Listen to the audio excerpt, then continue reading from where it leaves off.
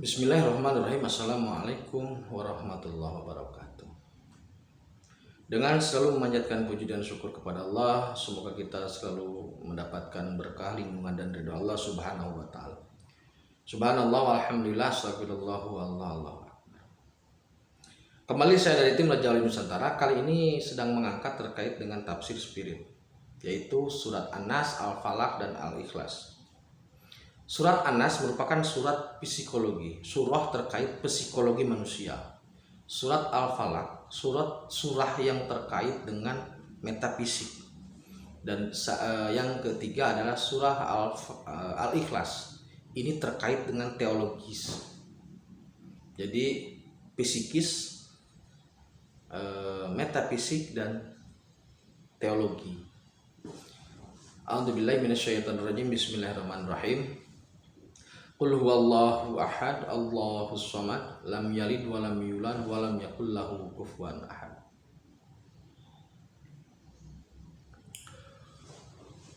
Saya bacakan dulu terjemahan secara umumnya. Qul huwallahu ahad, katakanlah dialah Allah yang satu, Allah yang Maha Esa.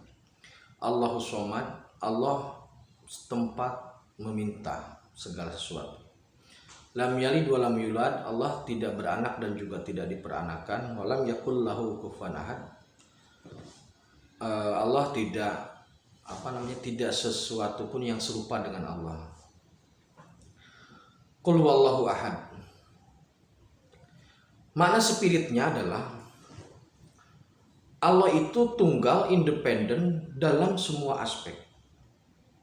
Dia independen dalam zat, independen dalam af'al dan juga independen dalam sifat, dan semua hal itu independen. Jadi tidak ada satupun makhluk yang bisa mengintervensi Allah. Allah satunya, Allah itu satu yang tidak bisa dipisah, dipecah. Satu juga bukan karena hasil penyatuan. Jadi sekali lagi, satu yang tidak bisa dipecah, satu yang bukan hasil penyatuan. Nah, Allah ini independen dalam semua aspek. Tidak ada satupun makhluk yang bisa mengintervensi af'al Allah, yang tidak bisa mengintervensi keputusan Allah. Dia memiliki kemutlakan yang mutlak, memiliki hak yang mutlak terhadap segala sesuatu. Jadi sebenarnya tidak ada satupun perilaku di jagat raya ini yang lepas dari Allah, gitu loh. Karena semua yang ada di jagat raya ini adalah af'alnya Allah, gitu. Makanya kita jangan mengklaim ketika bekerja atau melakukan aktivitas kemudian membangga-banggakan diri, karena sebenarnya itu adalah af'al Allah. Nah, itu Allah itu satu dalam semua hal, satu dalam zat. Makanya kan ketika ketika saya Siti Jenar mengklaim sebagai ingsun Gusti Gustina ingsun itu, Al-Halaj mengklaim sebagai Al-Haq, Allah tidak terima. Karena apa? Allah Esa, benar-benar Esa, tidak mungkin ada dua, apalagi ada tiga dan seterusnya. Makanya Al-Halaj dipenggal juga, Siti Jenar dipenggal sebagai bentuk kiparat terhadap pengakuannya itu. Jadi tidak ada penyatuan menjadi satu, dan tidak ada satu yang bisa dipisahkan. Allah itu adalah satunya, benar-benar satu tunggal dalam af'al, dalam sifat, dalam zat. Nah, kemudian ayat kedua, Allahus samad. Dalam makna umum itu adalah Allah tempat meminta segala sesuatu. Dalam makna spirit kami lebih menekankan kepada Allah tempat bergantung. Jadi semua hal itu harus dengan seizin Allah, gitu. Kita menggantungkan hidup kita kepada Allah, kita menggantungkan rencana kita kepada Allah, kita menggantungkan rezeki kepada Allah, dan semua hal digantungkan ke sana. Tidak ada, sekali lagi, tidak ada kebaikan ataupun kejahatan yang lepas dari kontrolnya Allah, yang bisa terlaksana sebuah kebaikan ataupun sebuah kejahatan tanpa izin Allah. Kita sholat atas izin Allah. Orang maling juga dengan izin Allah. Tidak mungkin seorang maling bisa terlaksana ataupun gagal tanpa izin Allah. Kan maling juga ada yang gagal, kepergok kan. Intinya semua perilaku kehidupan manusia itu, makhluk lah, jangankan manusia, makhluk semua yang ada itu tidak ada satupun yang lepas dari ketergantungan kepada Allah. Tidak ada satupun pojok sunyi yang sepi yang lepas dari ketergantungan kepada Allah. Jangankan napas manusia, napas makhluk terkecil pun itu semua bergantung kepada Allah. Jadi bukan hanya tempat meminta, tapi tempat bergantung segala hal, segala aspek. Ayat ketiga, Allah tidak beranak dan tidak diperanakkan. Ini merupakan penegasan terhadap perbedaan antara kholik dan makhluk. Kholik itu tidak beranak dan tidak diperanakkan. Sedangkan makhluk itu beranak dan tidak dan diperanakkan. Saya itu tidak beranak tapi diperanakkan. Sedangkan istri saya itu diperanak dan juga beranak dan juga diperanakkan gitu.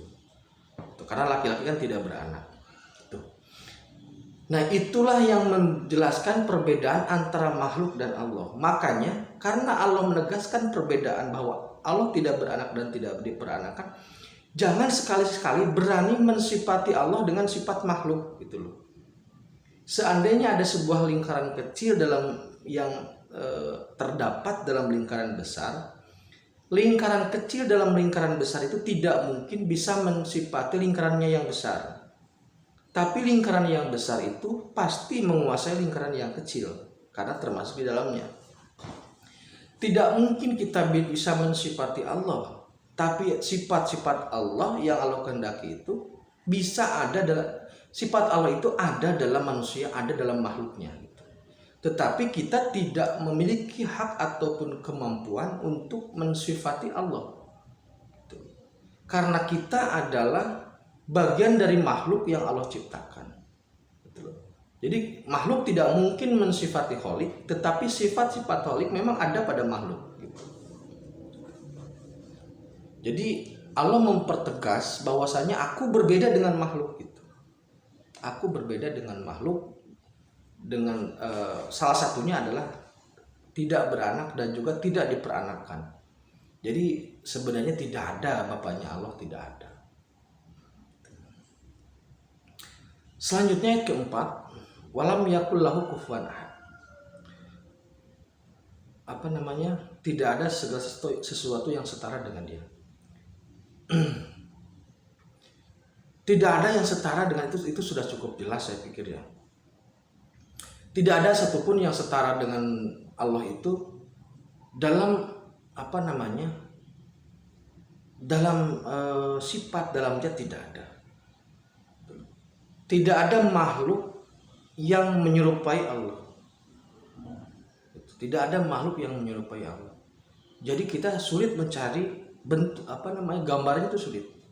Bukan sulit, memang tidak mungkin. Karena tidak ada yang serupa.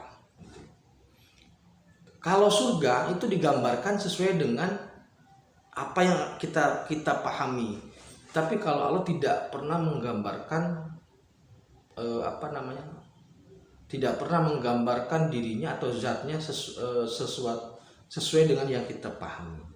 Allah hanya menggambarkan sifat-sifatnya gitu loh. Allah hanya memperlihatkan keagungannya. Nah itu.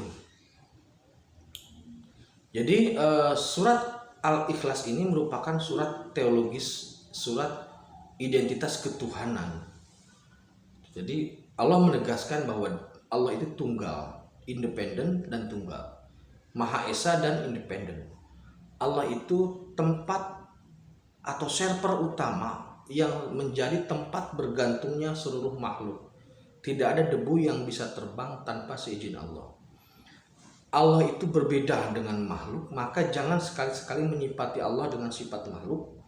Karena apa? Karena tidak mungkin. Tapi sifat-sifat Allah memang terdapat pada makhluk. Kemudian Allah itu tidak ada yang setara, tidak ada yang sama dengan makhluknya. Demikian yang dapat saya sampaikan dari 3 tafsir ini, Anas merupakan tafsir psikis, Al-Falaq tafsir metafisik, dan Al-Ikhlas tafsir teologis. Shadaqallahu adzim. Terima kasih. Akhirul kalam. Assalamualaikum warahmatullahi wabarakatuh.